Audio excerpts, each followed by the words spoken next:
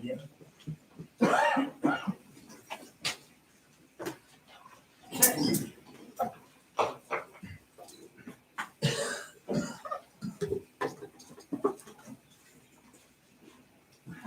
Bonjour à tous. Ça fonctionne? Donc, j'espère que la louange va faire vos cœurs et vos oreilles pour écouter la parole de Dieu. Je vous propose d'abord de prier.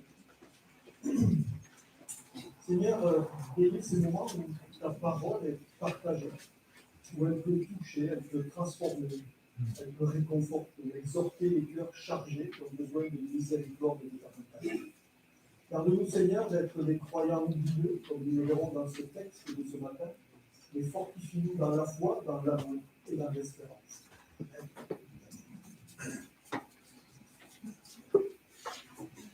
Tu peux passer. Donc ça, c'est le titre que j'ai donné ce matin.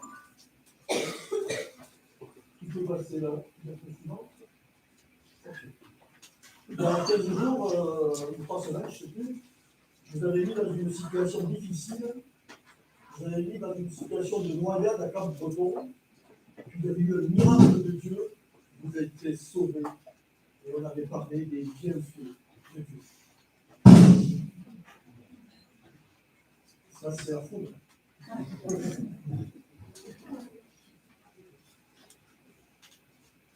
C'est pas la situation dans laquelle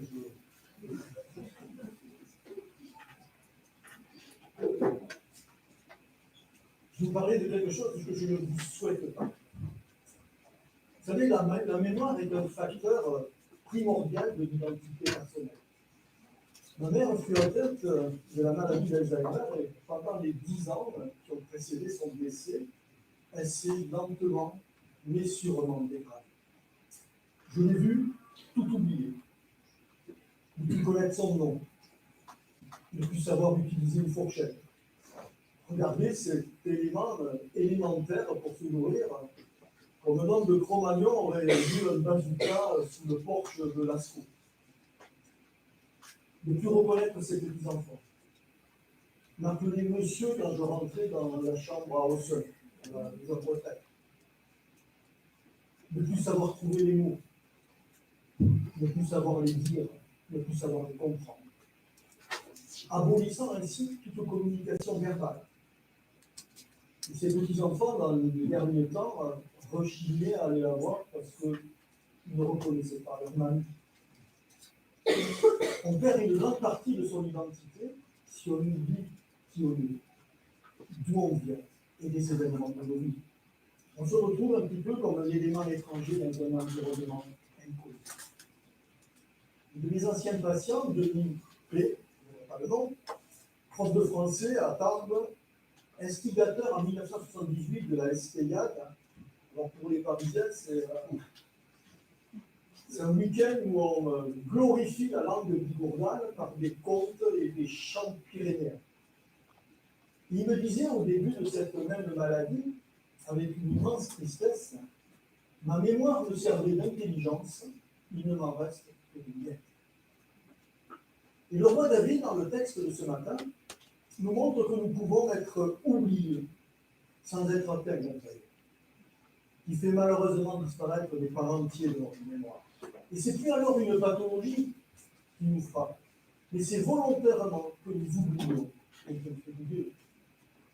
Et le verset 2 de ce psaume dit « Bénis mon âme éternelle et n'oublie aucun de ses bienfaits ». Alors je vous propose de prendre le psaume 103. Le psaume 103, c'est un psaume qui a 22 versets. Est-ce que vous savez pourquoi il y a 22 versets? On y fait aussi, il y a tous ça. Alphabet hébreu, voilà. Et malheureusement, si on ne le sait pas, dans les traductions, on ne voit pas que ça a été alphabétiquement. Et par contre, ça c'est entre nous, et ça c'est les grands commentateurs qui disent ça, l'ordre il n'est pas génial, ils ont stocké une lettre qui devait les emmener. Donc il y a 2 fois la même. Alors on lit le psaume 103. Bénis l'Éternel mon âme, que tout ce qui est en moi bénisse son saint nom. Bénis l'Éternel mon âme, et n'oublie aucun de ses bienfaits. C'est lui qui pardonne toutes tes fautes, qui guérit toutes tes maladies. C'est lui qui délivre ta vie de la tombe, qui te couronne de bonté et de compassion. C'est lui qui rassasie de bien ta vieillesse, qui te fait rajeunir comme l'aigle. L'Éternel fait justice, il fait droit à tous les opprimés. Il a fait connaître ses voies à Moïse, ses hauts faits aux enfants d'Israël. L'Éternel fait grâce, il est rempli de compassion, il est lent à la colère et riche en bonté. Il ne conteste pas sans fin, il ne garde pas éternellement sa colère. Il ne nous traite pas conformément à nos péchés, il ne nous punit pas comme le mériteraient nos fautes. Mais autant le ciel est élevé au-dessus de la terre, autant sa bonté est grande pour ceux qui le craignent. Autant l'Orient est éloigné de l'Occident, autant il éloigne de nous nos transgressions. Comme un père a compassion de ses enfants, l'Éternel a compassion de ceux qui le craignent, car il sait de quoi nous sommes faits. Il se souvient que nous sommes poussière. L'homme, ses jours sont comme l'herbe, il fleurit comme la fleur des champs. Lorsqu'un vent souffle sur elle, elle disparaît, et la place qu'elle occupait ne la reconnaît plus. Mais la bonté de l'Éternel dure d'éternité à l'éternité pour ceux qui le craignent. Et sa justice demeure pour les enfants de leurs enfants, pour ceux qui gardent son alliance, et se souviennent de ses commandements pour les mettre en pratique. L'Éternel a établi son trône dans le ciel, et son règne domine tout l'univers. Bénissez l'Éternel, vous ses anges, qui êtes puissants et forts, qui exécutez ses ordres en obéissant à sa parole. Bénissez l'Éternel, toutes ses armées, vous qui êtes ses serviteurs, qui faites sa volonté. Bénissez l'Éternel, vous toutes ses œuvres, dans tous les lieux où il domine. Bénis l'Éternel. Voilà. Fin de la lecture. C'est la parole de Dieu. Tu peux passer. Donc vous voyez que dans ce plan, en fait, il y a une structure avec des parallélismes. Ça se correspond. Et on trouve ça des fois dans la Bible, on appelle des chiasmes, c'est-à-dire qu'il y a une ligne médiane, et puis ABC, et puis CBA. Et donc là, vous avez, par rapport à, on revoit la louange individuelle et la louange universelle. On verra que la louange universelle se termine par la même louange individuelle. Et puis, Dieu pour moi, qui suis l'individu, Dieu pour l'humanité, qui est la somme de tous les individus, et puis Dieu pour son peuple. Que facile à cool. La louange individuelle. Donc, ce sont des versets 1 à 2. C'est le début du psaume. On pourrait sous-titrer ce psaume quelque part l'évangile selon David. David, le roi d'Israël, l'auteur de ce psaume, est possiblement dans un âge mûr, une position stable. Il se remémore toutes les circonstances de sa vie où l'Éternel lui a manifesté ses bienfaits contre la persécution, contre les tentatives de meurtre, contre les guerres, les difficultés. Et dans les versets 1 et 2, il va demander à son âme de bénir Dieu. Bénir Dieu, ça veut dire que je vis du bien de Dieu. C'est ça que ça veut dire, bénir Dieu. Et il insiste pour que ce soit tout se mettre en eux qui bénisse. Que tout ce qui est en moi bénisse son Seigneur. Il a conscience que ça, et que notre mémoire est filtrée. Notre mémoire, elle se souvient parfaitement de tous les événements exceptionnels, du grand miracle que Dieu a fait pour nous. Mais il sait bien que toutes les bénédictions reçues, telles que se réveiller le matin, voir un nouveau jour, telles que d'avoir un toit, de la nourriture, la santé, un travail, des vêtements, nous paraissent normales. C'est la routine, c'est logique. Et cependant, nous avons là aussi les manifestations de la grâce de Dieu. Il veut que nous ne soyons pas atteints de l'Alzheimer spirituel, d'une indifférence qui serait un péché contre l'État. Il désire se rappeler que de toutes les occasions où Dieu est intervenu pour le bénir quand il était en danger, ou quand il était berger pour l'aider à lutter contre l'ours et contre les lions, quand il a été loin comme le futur roi d'Israël, quand il a eu des succès militaires, quand il a été sauvé des complots, il a pu être protégé pendant ses fuites. Tous les moments de sa vie sont en danger, mais qu'il a été toujours sous la protection et sous la compassion de Dieu. Et c'est pour ça que le verset 2, bénis l'Éternel mon âme, et n'oublie aucun de ses bienfaits. Alors, ça nous arrive, nous pouvons nous éloigner de Dieu, car nous sommes parfois dans des mauvaises passes, ou que nous trouvons que ces réponses se frappent de trop. Et c'est justement dans ces moments-là que nous avons besoin de mettre en pratique des conseils. C'est une sorte de mémo, c'est une sorte de pensée bête que nous avons dans ce psaume 103, pour que nous n'oublions jamais ce que Dieu a déjà fait dans nos vies et qui il est. À la suite du psaume, David va décrire donc les bienfaits de Dieu pour lui, pour nous, en tant qu'individu, puis les bénédictions pour le peuple d'Israël, puis évidemment pour le peuple de Dieu, puis pour l'humanité tout entière, terminant par une exhortation à la louange qui parle de l'univers aux armées célestes, au peuple des fidèles, et qui revient à l'individu, puisque David terminera le psaume comme il a commencé. Parce si vous vous rappelez, mais dans le psaume 116, le psalmiste se posait la question au sujet de Dieu, de celui qui nous donne tout, et il se posait la question de que rendra Dieu pour tous ses bienfaits. Et donc on avait traité reconnaissance, notre reconnaissance. Dans le psaume 133, David nous dit comment il faut se rappeler, comment il faut bénir Dieu, comment on doit être reconnaissant en se remémorant tous les bienfaits. Nous allons découvrir ce qu'il est et ce qu'il a déjà fait. On comprend bien que c'est en se remémorant que les bienfaits de Dieu, que les bénédictions que nous avons reçues, que nous pourrons les bénir, les célébrer. Tu peux passer.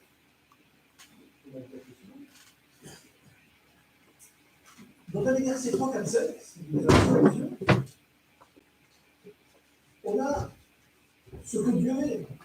Dieu est, c'est lui qui pardonne, qui guérit toutes les maladies. C'est lui qui délivre de la tombe. C'est lui qui te couronne. C'est lui qui te rassasie de bien et qui te fait rajeunir. Alors le premier, c'est le pardon des nos péchés, c'est le pardon des fautes.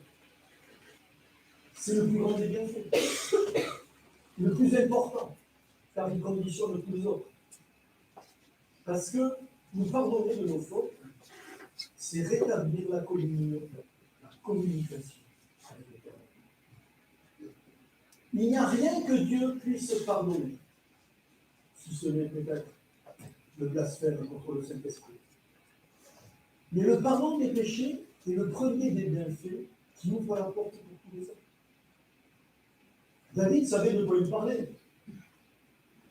Adultère avec Bathsheba,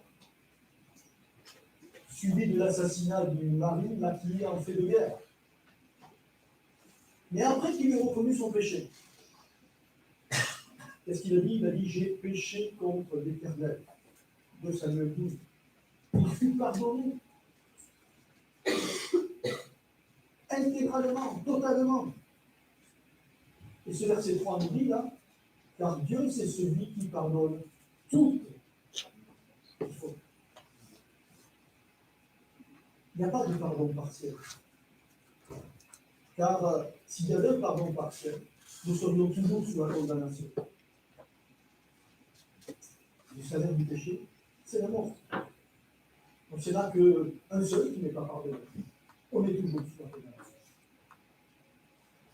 Romains 6, 23, le salaire du péché, c'est la mort. Alors peut-être que la liste de vos fautes, la liste de mes fautes est longue, mais vous pouvez glorifier Dieu, car il nous pardonne si on se repent de tous nos péchés, pour que justement nous puissions renouer la relation avec Dieu. Christ est venu pour nous racheter, pour endosser à notre place les péchés, des miens, des vôtres, et toutes les fautes de ceux qui, dans l'humanité, par la foi, accepteront son sacrifice. Jacques de Nice nous dit, car quiconque observe toute la loi, mais pêche contre un seul commandement, devient coupable de tous. Donc s'il n'y a pas un pardon total, on ne pourrait pas être pardonné. On ne le saurait pas. On serait toujours sous la condamnation pour un seul des commandements que nous n'avons pas respecté. D'où l'impossibilité d'un pardon partiel. Dieu pardonne l'intégralité des péchés de ceux qui sont en Jésus-Christ. Il n'y aura que des saints au paradis. Et en Christ, nous sommes déjà saints en Christ. Alors ce pardon, qui est la plus grande des miséricordes de Dieu, c'est ça qui nous pousse à l'adorer. Et nous ne devons jamais oublier cette grâce méritée. Le pardon de toutes les fautes. Alors cette grâce, elle englobe beaucoup de choses. Elle englobe l'amour éternel, le don du Saint-Esprit, la paix éternelle, la foi du salut, la force, la puissance, la justice, tous les fruits de l'Esprit, la rédemption, la réconciliation, la justification, la liberté, par l'effacement de nos fautes. Adorons-le. David est conscient que Dieu est à la manœuvre dans toutes les choses qui ont demandé sa vie. Dieu est celui qui pardonne l'intégralité de nos fautes, sans exception, en Jésus-Christ. On devrait se réjouir de la vie. La deuxième chose que l'on voit, c'est celui qui guérit toutes nos maladies. Verset 3, fin du verset. Dieu nous protège, il accomplit des miracles. Mais la guérison est soumise à sa volonté. Justement, dans le texte de 2 Samuel 12, David est pardonné de son péché adultère et de son assassinat, de son meurtre. Mais malgré le jeûne, malgré ses prières, malgré ses supplications pendant 7 jours, rien ne va guérir l'enfant de l'adultère. Et voilà ce que dit la Bible annotée, c'est la Bible. L'enfant du péché ne peut demeurer en nous, ni revenir à la vie. Mais on aurait tort d'en conclure que la grâce de Dieu a des limites, que sa miséricorde n'est pas toute puissante. L'Éternel aurait pu faire grâce à l'enfant. Il était libre d'épargner sa vie, mais il a décidé de faire grâce autrement. Il a fait grâce autrement en faisant qu'il a pardonné le pécheur, en épargnant la vie donc de Père, en épargnant la vie de David. Parce que si l'amour de Dieu couvre une multitude de péchés, ça ne veut pas dire que couvrir fait table rase de tout ce qui s'est passé. En Dieu, l'amour cohabite avec la justice. Pardon et jugement sont les mêmes faces d'une même pièce, sont les faces d'une même pièce. Et cet équilibre qui nous paraît impossible à trouver pour nous les hommes, c'est un miracle que nous avons. Dieu est souverain. Après ces faits, il y a la naissance de Salomon. Et la naissance de Salomon, ça amorce un renouvellement. C'est un renouveau voulu par l'Éternel. Est-ce que vous savez ce que veut dire David en hébreu? Moi je le sais parce que j'ai appris mon fils comme ça. Parce que ça veut dire bien-aimé. Salomon, ça veut dire. Après. Salomon. Mais le prophète Nathan n'appelle jamais Salomon Salomon. Il l'appelle comment? Je ne cherche pas tout ce qu'il dit. Je vois tout. Il l'appelle Jedidja. Et diligent, ça veut dire? Ça veut dire bien-aimé de l'Éternel. C'est-à-dire que Dieu a choisi Salomon. Il l'a choisi pour remplacer le problème. Voilà, que ça change, qu'il y ait du renouveau, qu'il y ait du changement dans les vies. Ce qui n'empêchera pas que ce grand roi chutera aussi, à cause des femmes étrangères qui l'emmèneront vers d'autres dieux. Dans certaines versions qui traduisent ce verset 3 avec guérir de toutes les infirmités. Alors on pense que c'est peut-être les conséquences aussi du péché, pas seulement des maladies physiques. Mais ce qu'on peut être sûr, c'est que Dieu nous restaure. Il guérit nos blessures, les faiblures, celles du corps et de l'âme. Et si un jour, frères et sœurs, sa volonté ne veut pas nous guérir, nous mourrons pour être accueillis en sa présence. Et nous aurons alors achevé la course, comme dit Paul, et obtenu la couronne de gloire. Dieu est celui qui guérit toute maladie. Et puis, verset 4, la délivrance de la tombe. Alors évidemment, la première idée, c'est un sursis à la mort physique, à une mort prématurée, à un accident. David, il fut délivré de la bonne foi de la tombe, lors des envies de meurtre de Saül, lors des combats à la tête de ses armées. Il a eu tant de fois l'occasion d'échapper à la mort par les bienfaits. Et comme dans les prophéties, souvent il y a un plan plus lointain, un plan qui nous parle du retour de Christ et de la résurrection des croyants pour une vie éternelle. Un autre psaume de David exprime cette espérance. C'est le psaume 16, du verset 9 à 11. Aussi mon cœur est dans la joie, mon esprit dans l'allégresse, et mon corps repose en sécurité. Car tu ne livreras pas mon âme au séjour des morts. Tu ne permettras pas que ton bien-aimé voie la corruption. Tu me feras connaître le sentier de la vie. Il y a d'abondance de joie devant ta face, des délices éternelles à ta droite. Et ce qui est bien de la Bible, c'est que la Bible explique la Bible. Et si vous regardez Pierre, ce qu'il dit en Actes 2,31, il atteste que David, dans ce psaume, parle de la résurrection de Christ et donc de la mort de Jésus-Christ. Pierre, en Actes 2,31, il dit c'est la résurrection de Christ qu'il a prévue, David, et annoncé en disant qu'il ne serait pas abandonné dans le séjour des morts et que sa chair ne verrait pas la corruption. Et c'est exactement ce qui s'est passé. Jésus a été enseveli et il est ressuscité le troisième jour. Dieu est celui qui ressuscitera les croyants. Vous imaginez déjà en 3 versets le nombre de bienfaits que nous avons devant les yeux, couronnés de bonté et de compassion. David, après avoir été délivré si souvent, a reçu la couronne. Cette couronne, c'est l'image, c'est pas l'image, c'est pas la couronne de la royauté, c'est l'image de la bonté, de la compassion. C'est pour cet adolescent que l'Éternel avait choisi pour être le roi selon son cœur, pour qu'il soit l'ancêtre de Jésus-Christ. Parce que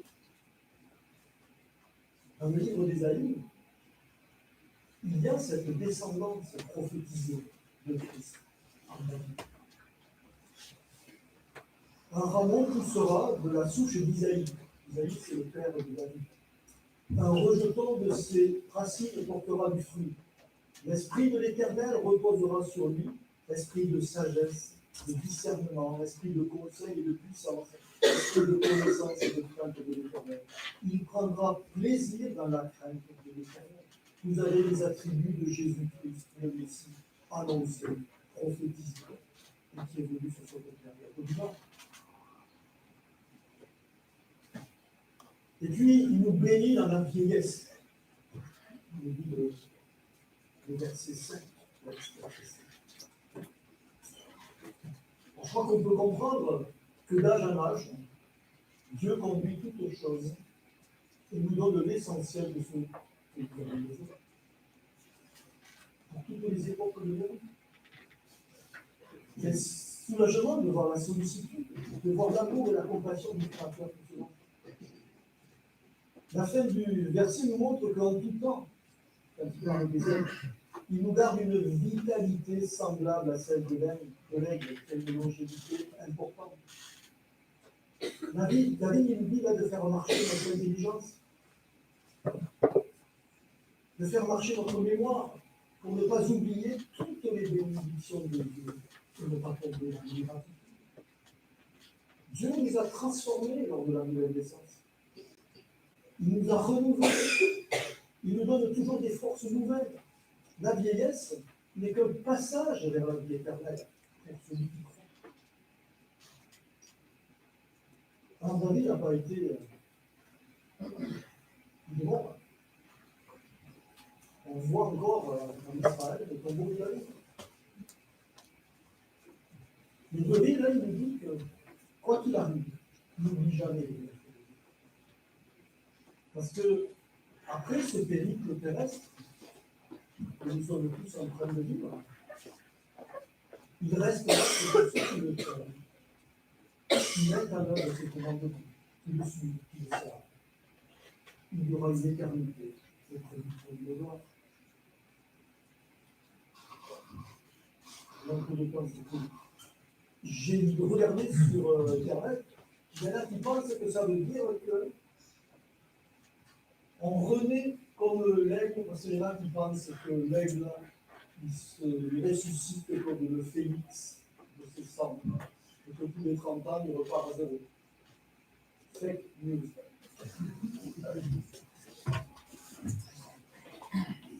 J'ai vu que il y en a qui disent que l'aigle de 30 ans, il arrache son bec, il enlève ses serres, ça repousse, et il repart. Fake news.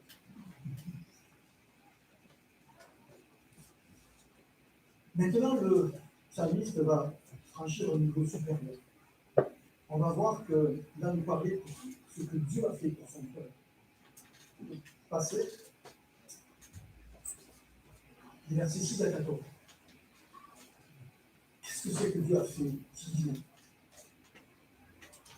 Et David, il a envie que son peuple se rende compte de tout ce que Dieu a fait pour lui. Et l'exemple de l'Exode est frappant. Il n'y a pas d'époque, je crois, où le peuple d'Israël fut plus ingrat, plus oublié de Dieu, moins reconnaissant de toutes les largesses divines qu'il a pu obtenir, plus enclin à la rébellion contre son conducteur et donc contre l'Éternel, que pendant le siècle. Vous vous rendez compte, il y a un souvenir de 400 ans d'esclavage en Égypte, où l'oppression fut sévère. Mais Dieu a eu compassion de son peuple en son temps. Et David rappelle qu'ils l'ont fait, les dieux, pour les sauver. Dans le psaume 78, verset 11, le psalmiste dit: ils ont oublié ses actes, en parlant des actes de Dieu, les merveilles qu'il leur avait fait voir. Quelle ingratitude! Nous avons là une absence marquante de reconnaissance devant toutes ces interventions positives. Nous voyons le pardon infini de Dieu, son amour qui nous supporte malgré nos péchés et qui limite sa colère.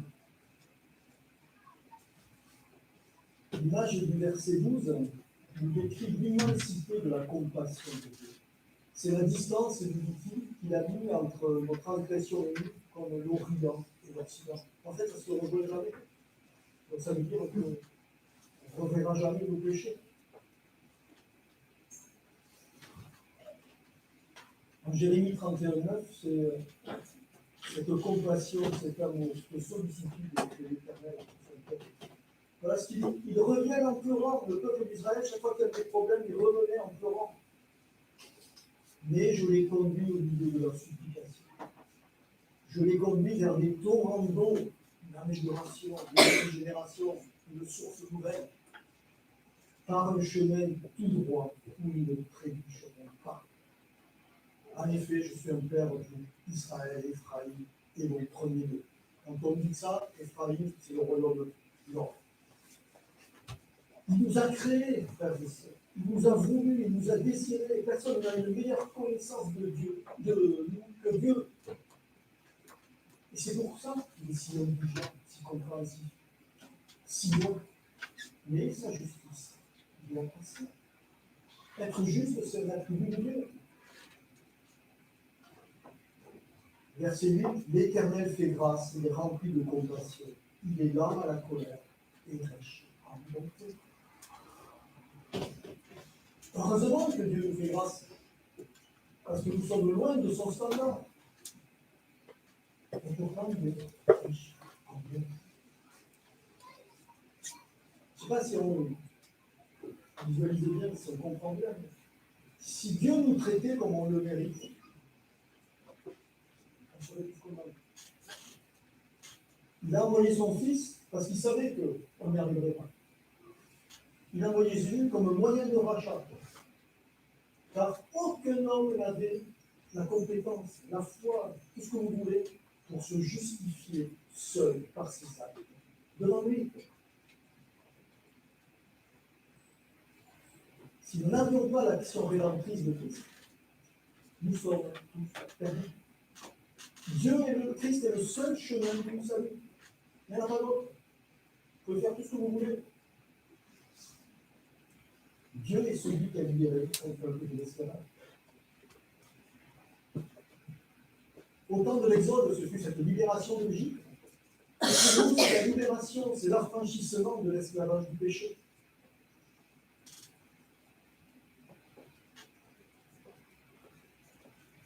Et cette vision que nous donne David dans ce psaume, de nos transgressions qui sont repoussées à l'infini, pour dire, ça devrait aussi nous inciter, nous exhorter à chasser à l'autre extrémité de la terre toutes sortes de découragement, toutes sortes de lassitude, de doute qui pourraient nous accabler. Soyons fermes dans la foi. C'est ça qui nous parle. Dieu pour l'humanité.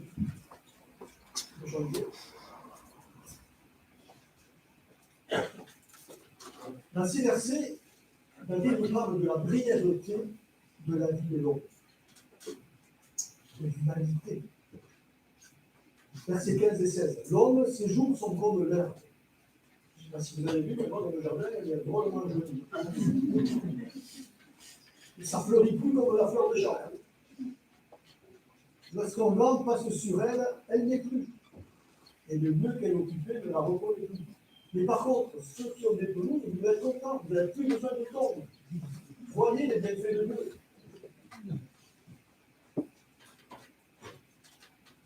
vous rendez compte qu'à cause de la chute, l'existence qui aurait dû être éternelle est devenue pénible, brève, raccourcie, vécue sous la contrainte du travail, des souffrances. Mais c'est la volonté de Dieu. C'était son jugement. Le verset 15 nous dit que l'Éternel a établi son trône dans les cieux et son règne domine sur toutes choses. Et malgré Dieu conserve à l'humanité sa compassion. Il voudrait qu'aucun ne meure et désirerait voir tous les hommes sauvés. Cependant, seuls ceux qui acceptent son alliance, seuls ceux qui lui obéissent et qui le servent, en respectant ses commandements, seront au bénéfice de sa bonté, de sa miséricorde et de son salut. Moi, je trouve que des fois, dans les bienfaits de Dieu, on oublie quelque chose de phénoménal. C'est sa gestion de l'architecture, de la machinerie de Dieu, de la périodicité des saisons, de la complexité de cette création, dont nous ne pourrons jamais effleurer la compréhension. Je ne sais pas si vous avez intéressé.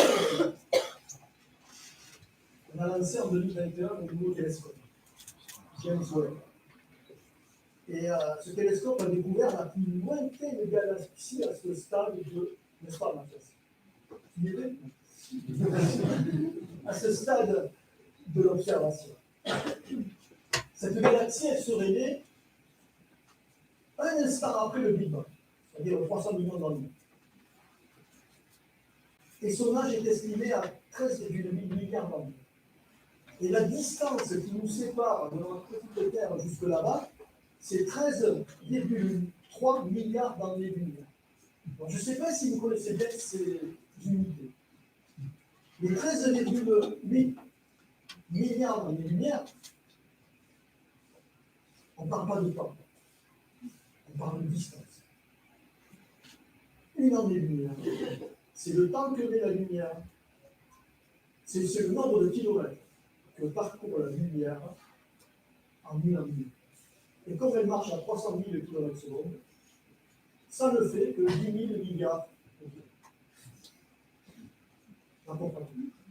Et au prix de l'essence, mais si tout ça, ça marche, c'est un bienfait de Dieu. Et dans ce passage, David met en contraste la vie éphémère de l'homme et la bonté de Dieu qui dure d'éternité en éternité. Verset 17. La bonté de l'Éternel dure d'éternité en éternité. Mais contrairement à l'impression qu'on peut avoir devant cette omniscience, il y a une proximité de l'amour de Dieu qui nous entoure de tout temps et qui vit en nous. On n'est pas isolé. On a l'Esprit de Dieu qui vit en nous. On est le temple du Saint-Esprit. Et c'est pour ça qu'on voit dans la Bible, dans le dernier livre, l'Apocalypse, que le but ultime dans le plan de Dieu, c'est bien la disparition définitive de la mort. Il veut que la création revienne avec la mission. On va faire pour les gens qui croient. Tu peux passer. Vous lisez avec moi les 3 derniers versets, 20, 21, 22. Bénissez l'Éternel, vous ses anges. Vous êtes puissants, qui est le puissant et fort, qui exécutez ses ordres en obéissant à sa parole. Bénissez l'Éternel, toutes ses armées, vous êtes ses serviteurs qui faites sa volonté. Bénissez l'Éternel, vous toutes ses œuvres, dans tous les lieux où il domine. Bénis l'Éternel, mon âme. Là, la louange universelle revient dans la bouche de David qui dit c'est une louange individuelle. Vous vous rendez compte que Dieu appelle aux anges, aux armées célestes, à toutes les œuvres de la création pour se joindre à sa propre louange. Il désire une louange universelle. Donc c'était évident que devant les bienfaits de Dieu, tous les gens devraient louer Dieu et reconnaître ses bienfaits.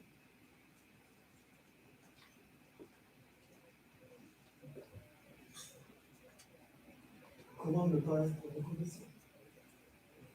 Et puis, au verset 22, David se recentre sur lui, sur son âme. Une âme qui n'a rien oublié, justement.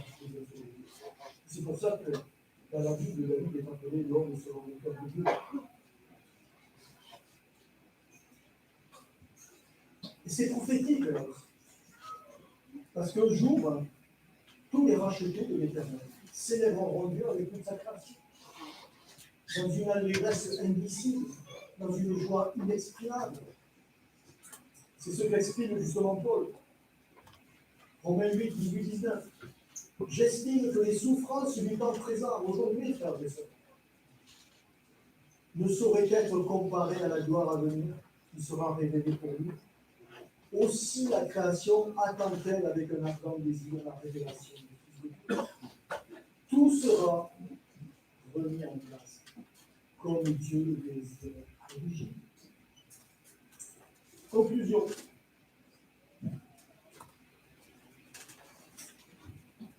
Le psaume 116, c'était d'exhorter à être reconnaissant à Dieu pour tous les bienfaits dont il nous a accomplis tout au long de nous.